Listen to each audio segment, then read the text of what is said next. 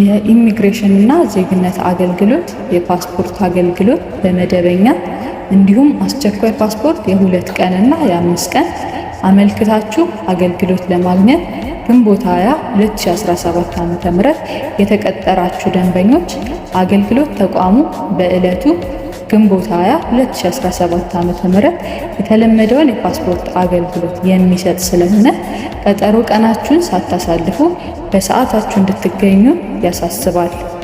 የኢሚግሬሽን እና ዜግነት አገልግሎት እንደሚታወቀው የኢሚግሬሽን እና ዜግነት አገልግሎት የአዲስ ፓስፖርት የቀጠሮ ቀን ካለፈ ከወራት በፊት በቅጣት ያስተናግድ የነበረ ሲሆን አሁን ግን ሕጉን ጠበቅ አድርጎት የቀጠሮ ቀን ካለፈ በቅጣት ማስተናገዱን የተወ በመሆኑ በቀጠሮ ቀን ካለፋችሁ እንደ አዲስ ቀጠሮ ማስያዝና አሁን ለአገልግሎት እየተከፈለ ያለውን ክፍያ ማለትም 5000 ብር ከፍላችሁ ለ5 ወር ድጋሚ በመጠበቅ ያለባችሁ እንደሆነ ይታወቃል።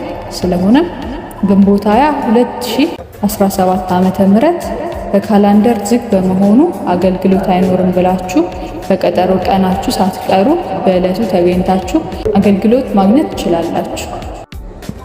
ቀጠሮ ያላቸው ሰው ጋር እንዲደርስ ሼር በማድረግ አድርሱላቸው።